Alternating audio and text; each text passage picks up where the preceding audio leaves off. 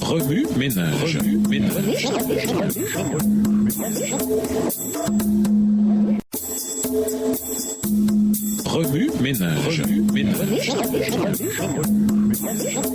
Bienvenue dans votre émission. Wami Ménage. Nous voilà à la leçon de mercredi. Invité, supporter les faibles dans la foi. Vivre dans une communauté chrétienne n'est pas toujours facile. Nous n'obtenons pas toujours ce que nous voulons et cela exige nécessairement un sacrifice de soi. Certains croyants sont forts dans la foi, Romains 15, verset 1. D'autres, faibles dans la foi. Ces différences rendront toujours la vie dans la communauté chrétienne stimulante et gratifiante. Ceux qui ont une foi ont la possibilité d'éviter de faire quoi que ce soit qui pourrait faire trébucher ou affaiblir davantage ceux qui ont une foi plus faible. Romains 14, verset 21. Ce qui veut dire que les pensées ou les convictions ne doivent pas être toutes exprimées. Pour l'unité de l'Église, nous devons garder certaines choses pour nous. Romains 14, verset 22. La création d'une communauté chrétienne saine exige de supporter ceux qui sont faibles dans la foi, car toute la vie chrétienne est centrée sur la foi. Si ceux qui sont forts dans la foi bafouent ouvertement les convictions de ceux qui sont faibles dans la foi, cela pourrait amener les faibles à changer leur comportement. Si leur changement de comportement n'est pas le fruit de la foi, alors ils sont en danger spirituel, car tout ce qui ne vient pas de la foi est péché. Romains 14, verset 23. Notre amour et notre souci pour nos frères et sœurs devraient nous inciter à les protéger. Nous devrions les protéger d'une telle position compromettante en supportant leurs scrupules et en refusant de nous faire plaisir. Romains 15, verset 12. La raison pour laquelle ceux qui sont forts doivent supporter les scrupules des faibles, c'est l'incarnation de Jésus. Romains 15, verset 3. Lorsque Dieu s'est fait homme en Jésus, il a choisi de rechercher notre bien plutôt que de se faire plaisir à lui-même. Il a quitté la gloire du ciel pour naître dans la pauvreté et mourir en criminel sur la croix. Il a choisi d'accepter le reproche des parias, des faibles et des pécheurs. Jésus est notre exemple et Paul espère que notre Dieu patient et réconfortant nous aidera à nous traiter les uns les autres comme le Christ nous a traités. Romains 14, verset 5. Si Jésus a quitté le ciel pour nous, alors nous pouvons certainement garder nos opinions pour nous. Ensuite, avec l'unité que nous trouvons en suivant l'exemple de Jésus qui se sacrifie, nous pourrons d'une seule voix donner gloire au Père et à Jésus. Romains 14, verset 6. Pour Paul, l'unité des chrétiens ne se trouve pas dans l'uniformité de toutes nos opinions. Elle se trouve dans l'accueil mutuel à l'exemple du Christ qui nous a reçus. Romains 14, verset 7. Tout comme Jésus a accueilli les pécheurs, Luc 15, verset 2, nous devons nous accueillir les uns les autres et ne pas nous disputer sur nos opinions. Romains 14, verset 1. Car les opinions sont comme des nombrils. Tout le monde en a un et nous n'avons pas besoin d'en connaître les détails. Remue ménage, où voyez-vous Jésus dans Romains 14? Que pensez-vous de l'idée de modifier votre comportement pour protéger ceux qui ont une foi plus faible? Que vous dit Jésus par ce texte? En quoi voyez-vous Jésus différemment ou le voyez-vous de nouveau? Comment réagissez-vous en voyant Jésus de cette manière? Au revoir. Et à demain si Dieu veut.